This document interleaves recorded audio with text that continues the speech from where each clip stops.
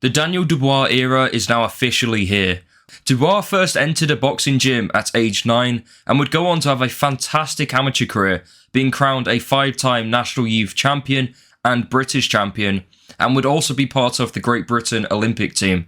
Instead of continuing to head towards the Tokyo 2020 Olympics, Dubois would cut his amateur career short and instead opt to turn professional.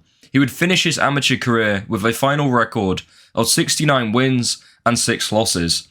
Dubois would make his professional debut in 2017 and would get off to a solid start, knocking out his first 8 opponents, picking up the Southern Area and English heavyweight titles along the way.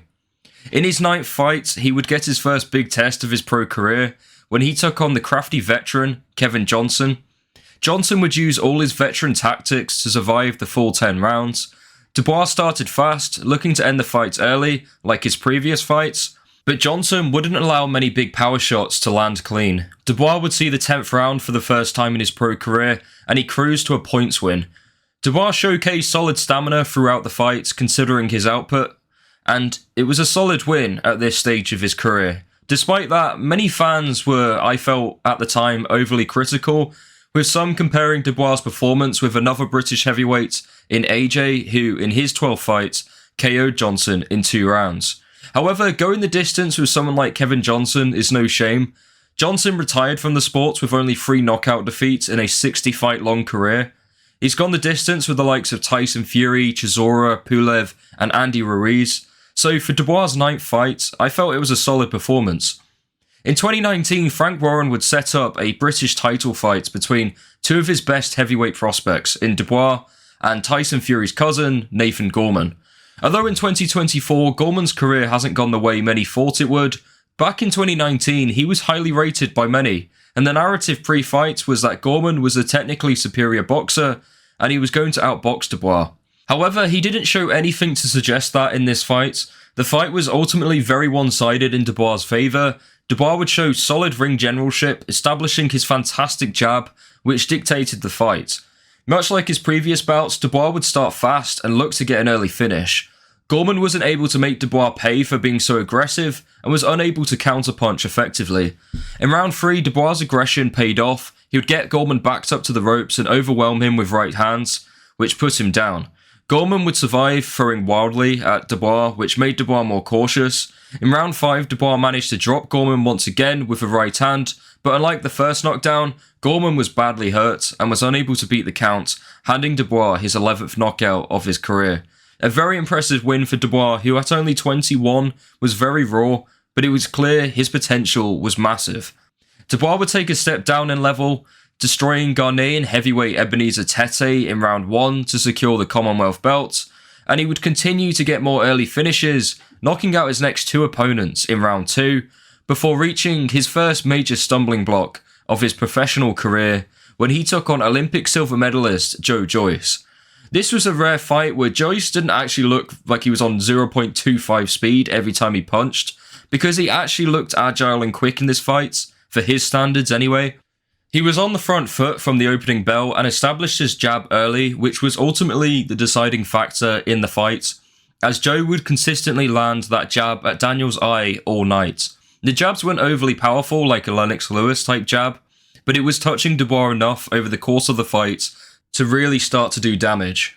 Dubois did manage to get some of his shots off, landing some big shots in round 5, which caused Joyce to show more variety in his movement and shots to give Dubois more to think about. But ultimately, Dubois struggled to adapt to Joyce's style. At the back end of the fight, Dubois' eye was near enough shut. He was unable to avoid Joyce's jab with 2 working eyes, but now with only 1, it was even more of an uphill battle. And with the unbelievable engine that Joyce has for such a big man, he wasn't going to let 3 years old, a promising young heavyweight who may have well just saved his career that night. This was the first time he was in the deep end in his professional career, and he simply didn't have an answer to the more experienced Joe Joyce.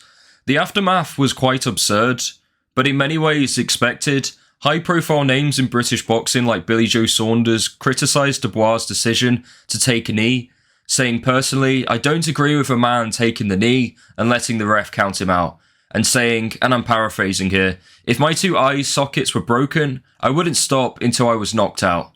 Yeah, that quote didn't age well. And many others in the boxing community were, in my opinion, overly harsh on Dubois. It was revealed after the fight that Dubois had sustained a fractured orbital bone and nerve damage. Much like when Kell Brook took a knee against Errol Spence, Dubois may have saved his career that night. Dubois would come back getting 2 early knockout wins before getting a fight for the regular WBA belt against long-reigning champion Trevor Bryan. Firstly, for those who maybe are slightly new to boxing, let me just explain what the hell the WBA regular belt is. So the WBA, which is one of the 4 major governing bodies in boxing, has 2 major belts, the Super and the regular.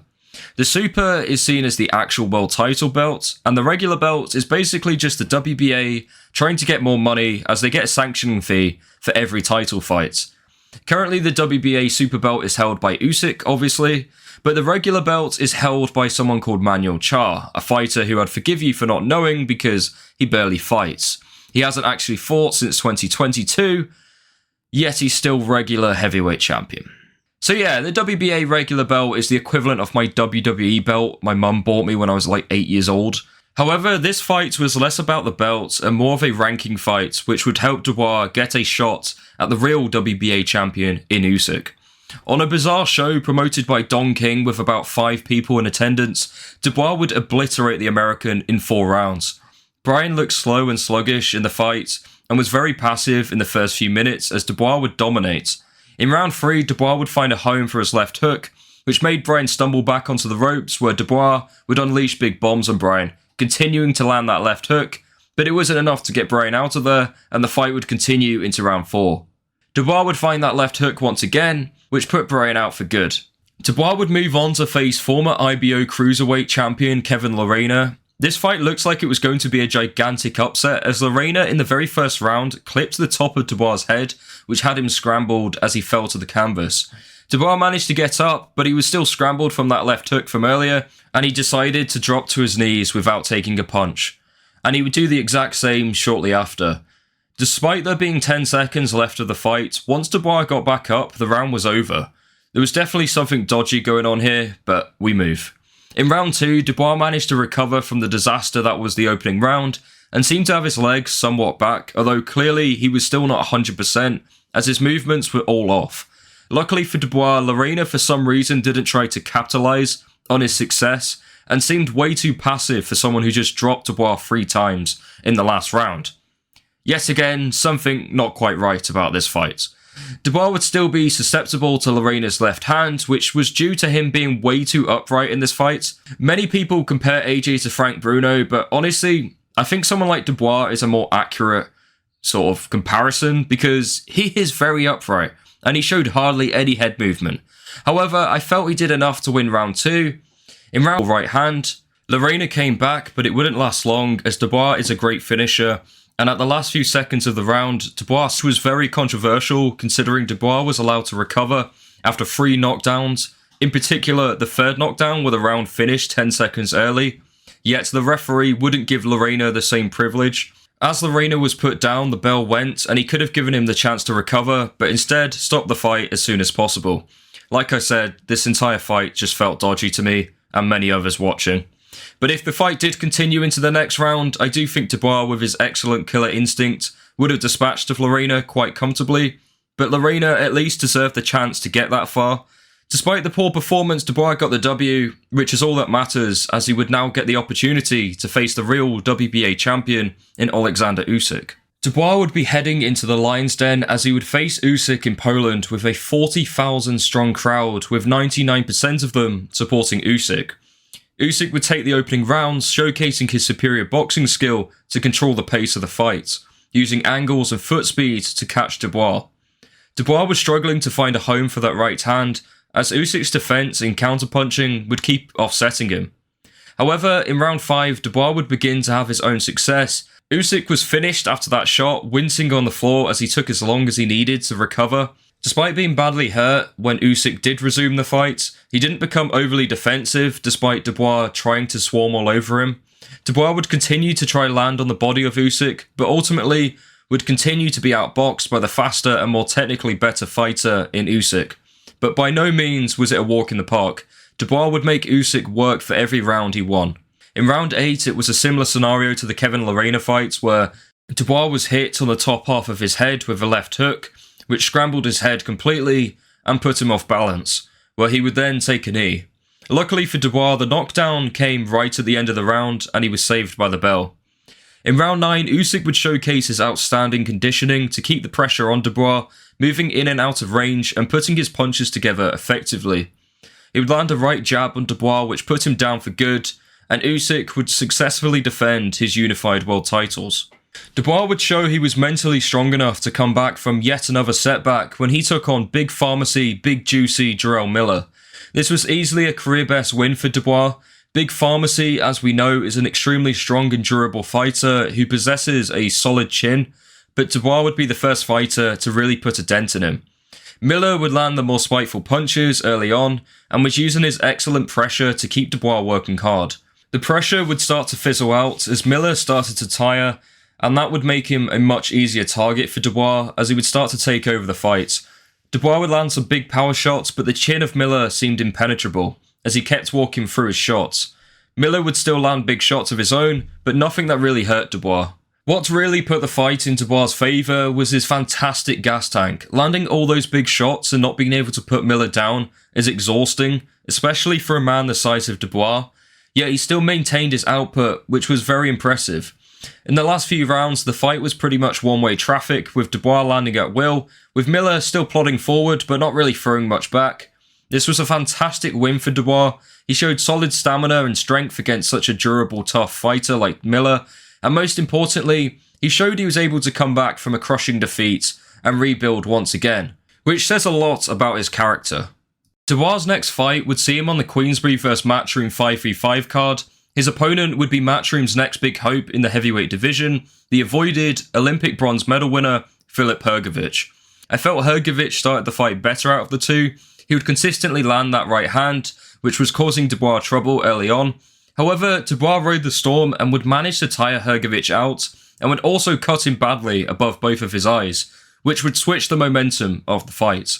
Hrgović would massively lower his output.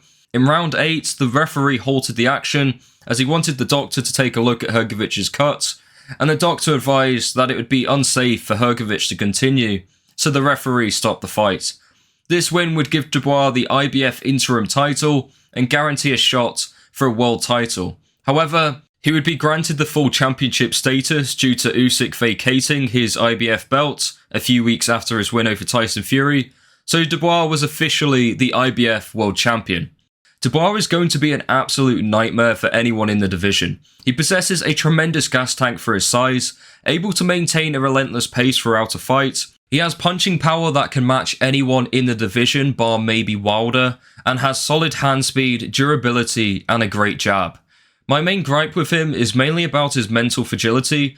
However, after quitting for the second time in his career against Usyk, the way he's managed to come back and now get to this stage is truly remarkable. So where do you want to see Dubois go next, and what do you make of him as a fighter?